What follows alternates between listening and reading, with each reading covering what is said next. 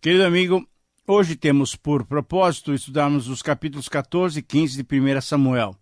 Nesses capítulos, continuamos estudando a vida do rei Saul no comando de Israel.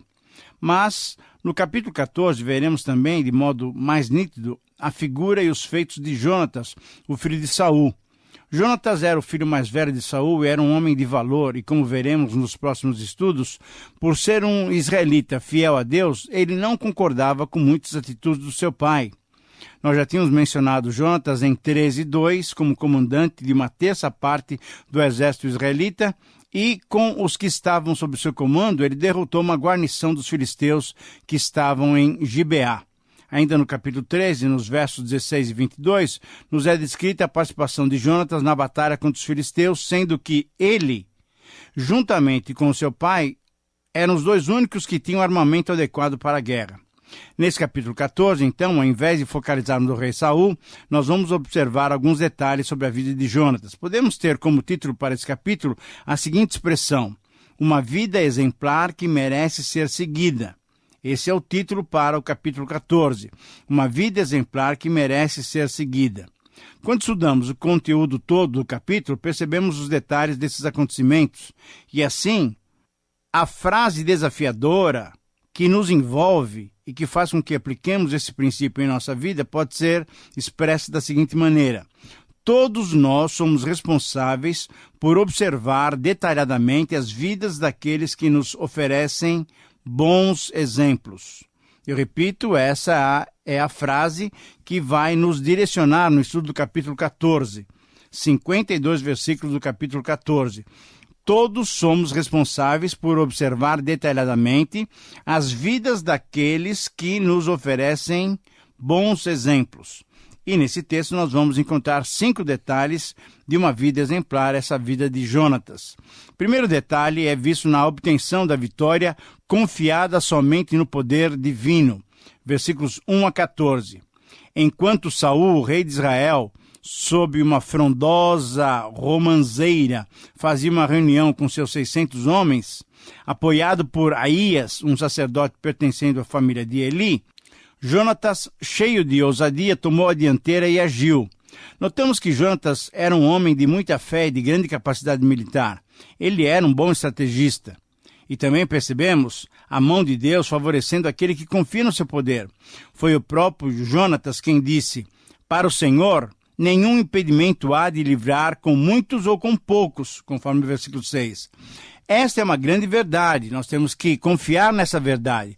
Jonatas apenas, com o seu fiel escudeiro, cheio de fé, confiou que Deus lhes daria um sinal de sua vitória. E diante do sinal, ele agiu com firmeza. Siga-me. Versículo 12. O Senhor os entregou nas mãos de Israel. E naquele ataque, 20 filisteus morreram numa derrota imposta por Jonatas, que confiava integralmente no Senhor. O segundo detalhe dessa vida que merece ser vista como exemplo é percebido na propagação do ânimo proporcionado pela atitude de confiança em Deus. Versículos 15 a 23. O que aconteceu é que Deus fez cair sobre o arraial dos filisteus um terrível terremoto. Era uma intervenção direta do Senhor em favor do seu povo. As sentinelas de Saul viram ao longe aquela confusão que reinava no arraial dos filisteus, e no arraial dos israelitas percebeu-se que faltava Jonatas e o seu escudeiro. Saul então pediu ao sacerdote que trouxesse a arca, mas a sua impaciência característica, ele não esperou pela resposta. Diante de toda aquela confusão, então, iniciou-se a perseguição de Israel contra os seus inimigos filisteus. E a grande vitória que aconteceu é que incluiu inclusive até os covardes e os desertores, versículos 20 a 22. Por quê? Porque Jonatas tinha animado toda aquele grupo de soldados de Israel para lutar. Quando viram que Deus tinha abençoado Jonatas, todos foram à luta e tiveram uma vitória significativa. Um terceiro detalhe é visto na quebra de uma norma impensada estabelecida por alguém precipitado. Aqui nós estamos enfrentando um detalhe muito interessante nos versículos 24 a 35. Eis aqui alguns atos dos mais inconsequentes do rei Saul. Ele, querendo eliminar completamente os filisteus, ele fez um juramento em que obrigava todos os seus soldados não se alimentarem até o anoitecer, lutando até dar cabo de todos os filisteus. Os soldados estavam exaustos, não tinham mais forças para continuar, porque não tinham se alimentado durante o dia. Jonatas, que não sabia do voto de Saul, quando chegou a um bosque, junto com seus outros soldados, seus amigos, vendo mel no chão, apanhou um pouquinho com a ponta da vara e sentiu-se mais reanimado. Seus olhos até brilharam, demonstrando que recobrara o vigor. Jonatas não sabia do voto de Saul, e quando ele foi informado do que tinha ocorrido, ele não concordou com aquilo que Saul tinha acertado diante de Deus, em prejuízo até dos seus próprios soldados. Depois de estarem lutando por um dia inteiro sem alimentação e sentindo fome, ora, quando os israelitas ganharam dos filisteus, eles lançaram mão dos despojos. E veja você, eles comeram até carne misturada ainda com sangue, o que era proibido cerimonialmente. Então informaram a Saul do ocorrido, que numa atitude não esperada pelo seu comportamento anterior, ora, Saul exortou os seus soldados a não pecarem contra Deus. E ali então Saul edificou um altar ao Senhor. Era a primeira vez, desde que ele começou a reinar, que ele tinha essa atitude de homenagear a Deus, de elevar um altar ao nosso Senhor. O quarto detalhe é visto na disposição de submeter-se a um castigo pela quebra de uma norma injusta. Isso nós vemos novamente em Jonatas. Já era de noite, o voto de Saul já não valia mais. Já tinham lutado durante todo o dia, e Israel tinha feito perseguir e matar muitos filisteus. Deus, sendo consultado, não lhes respondeu naquela noite. Assim não deveriam partir, pois alguma coisa estava errada, versículo 37. Então Saul, desejoso de saber o que estava ocorrendo, convocou todo o exército e certamente por meio de sortes queria saber o que tinha acontecido, qual era o pecado que tinha sido cometido, que desautorizava o resto da campanha. Ele estava tão nervoso e confiante em si mesmo que afirmou matar qualquer que fosse declarado culpado. E você sabe pelo texto que a sorte apontou que o pecado fora cometido por quem? Exatamente, por Jonatas, o filho do rei. Diante das confirmações de Jonatas, Saul novamente, em atitude impensada, queria cumprir o que ele dissera, matando o seu próprio filho, matando Jonatas. Ora, diante desse ato de loucura, os soldados se levantaram contra Saul, livrando Jonatas da morte. Graças a Deus por essa atitude de seriedade para com Deus, mas graças a Deus também porque tal ato não ocorreu por intervenção daqueles que discerniram um papel importante na vida de Jonatas para o exército de Israel. O quinto detalhe é visto, mesmo participando de uma família liderada por alguém não temente a Deus, Jonatas se tornou um exemplo para todos nós e por isso nós estamos estudando no capítulo 14 a vida dele. De fato, ele, o filho mais velho de Saul, merece um destaque, porque em meio a uma família que não andou nos caminhos do Senhor, ele, Jonatas, se destacou por sua vida de fé e de confiança no Senhor, Deus de Israel. Muito bem, depois de atentarmos para esse bom exemplo de Jonatas, vamos considerar agora a vida desobediente de Saul novamente. Temos que estudar essa vida, infelizmente, desobediente ao Senhor, até o capítulo 27, porque ele é o rei de Israel, mas um homem que andava contra os princípios do Senhor. Então, no capítulo 15, eu tenho como título a seguinte frase: os resultados da desobediência. Eu repito, se você quiser anotar, capítulo 15, os resultados da desobediência. Podemos afirmar isso de acordo com o texto, porque Deus requer que cada um de nós nos relacionemos com Ele de um modo integral, de um modo completo, obedecendo-lhe. Quando não obedecemos, então nós corremos o risco de desagradar a Deus. E conforme o texto, Saul tinha ordens claras para cumprir, mas ele não fez. Nós vamos ver nesse episódio Saul e os amalequitas. E, infelizmente, nós vamos ver a desobediência. Por isso, então, a frase que nos estimula a aplicarmos essas verdades em nossa vida pode ser afirmada da seguinte maneira: a proposição do texto, o desafio do texto pode ser afirmado dessa maneira. Somente quando obedecemos integralmente o Senhor, evitamos os resultados da desobediência. Veja bem, eu repito, e se você quiser anotar, esse é o resumo, a síntese do capítulo 15. Somente quando obedecemos integralmente o Senhor, evitamos os resultados da desobediência. Vamos encontrar aqui 5 resultados da desobediência. Em primeiro lugar, a desobediência faz-nos não ouvir as claras ordens divinas. Quando o nosso coração está predisposto a desobedecer, a obedecer somente o nosso próprio ego, nós ficamos surdos para as ordens claras que vêm do Senhor. E a ordem era apagar a memória de Amaleque de debaixo do céu. Isso o Senhor já tinha falado com Moisés há muito tempo atrás. A ordem foi clara e objetiva. Agora, Saul tinha oportunidade de cumprir essa ordem. Mas o que ele fez? Não cumpriu a ordem do Senhor. Israel tem um exército poderoso e totalmente capaz de cumprir as ordens divinas. A estratégia para a luta foi colocada em ação e Saul avisou até os queneus que estavam junto com os amalequitas para que saíssem, pois a batalha não era contra ele. Os queneus eram aliados dos israelitas. No verso 7, nós lemos que a operação foi bem sucedida e assim os amalequitas foram completamente derrotados por Israel. Porém, e existe sempre um porém, a obediência de Saul não foi completa. A sua obediência foi parcial. Versículos 8 e 9. Saul e o povo deixaram vivo Agag, o rei dos amalequitas, bem como os seus melhores animais. Saul e o povo não obedeceram a Deus, não serviram a Deus com integridade de coração. Deus mandou destruir tudo. Porém, Saul criou logo o seu critério próprio. Isso é, ele destruiu apenas aquilo que ele considerava desprezível e vil. Mas temos que nos lembrar que o modo de pensar do homem, mesmo que seja um ungido do Senhor, não é o mesmo modo de pensar de Deus. A desobediência faz-nos não ouvir as claras ordens divinas. Em segundo lugar, a desobediência é confrontada diretamente pelas palavras de Deus, versículos 10 a 16.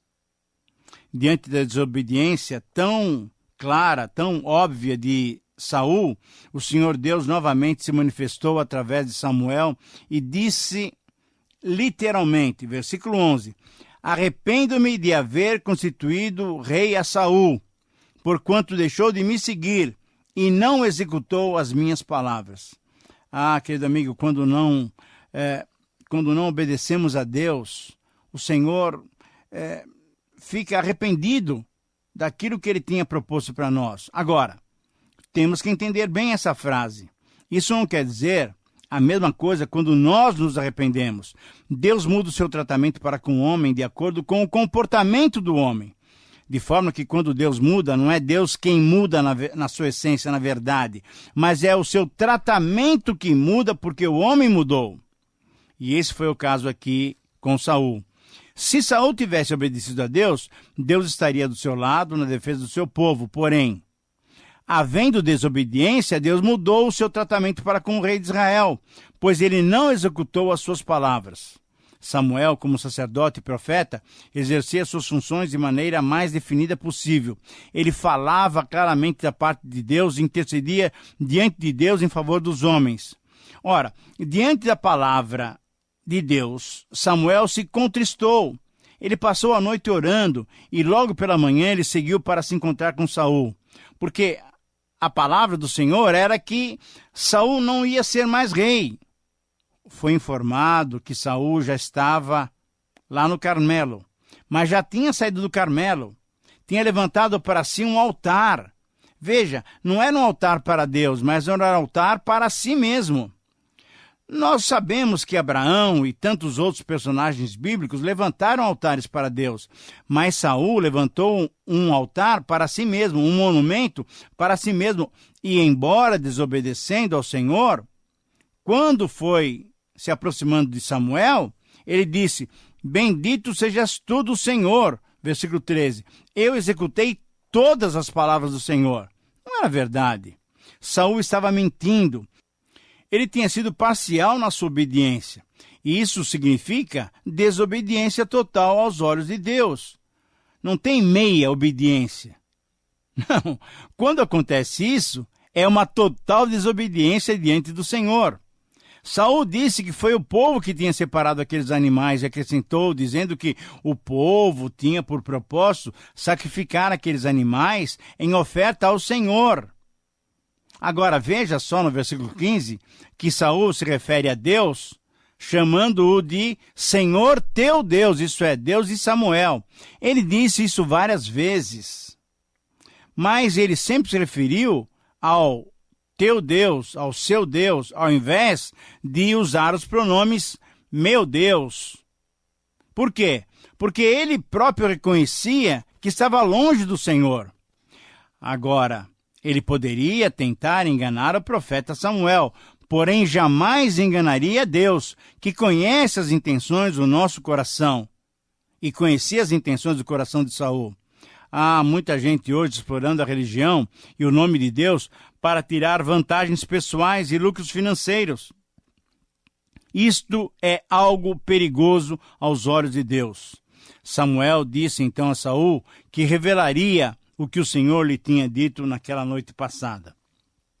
Em terceiro lugar, nos versículos 17 a 23, a desobediência é repreendida pelos que se mantêm fiéis ao Senhor. Samuel então disse a Saul que Deus o tinha tornado líder sobre Israel e tinha lhe dado uma missão de destruir os pecadores amalequitas.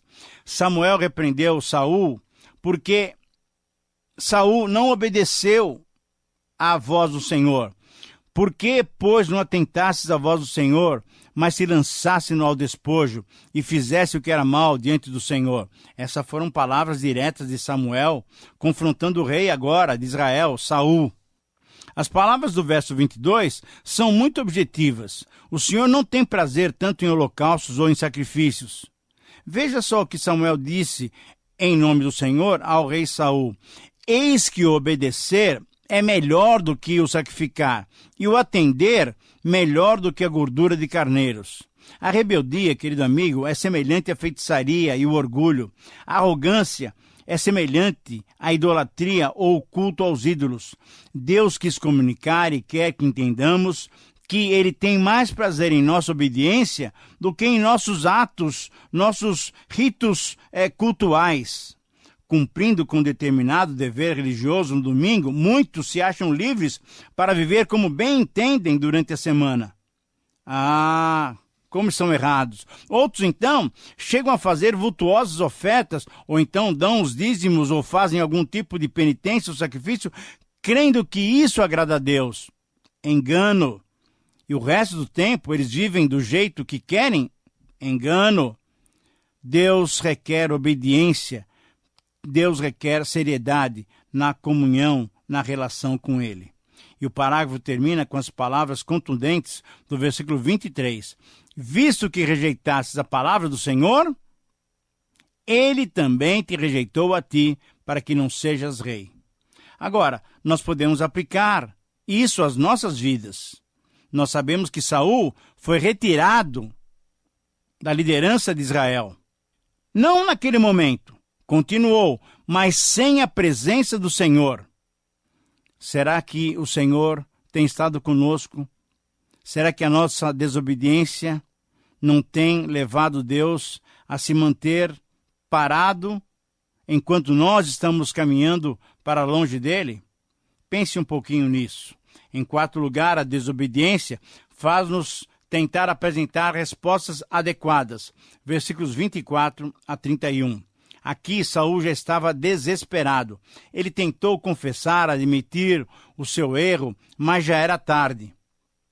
O tempo e a oportunidade dele já tinham passado. Saul agiu como Esaú, que foi profano. Ele desprezou o seu direito de primogenitura. E depois, ainda que buscasse aquele direito e a bênção com arrependimento e lágrimas, ele não mais conseguiu. Já era tarde demais. Assim foi com Saul. De qualquer forma, queria desfazer aquilo que já havia feito. Certamente o coração dele não era sincero, porque Deus sempre perdoa a todos os que se arrependem com sinceridade. Pode ser que, quando se sentisse em remorso, tentasse mudar, mas o remorso é diferente do arrependimento.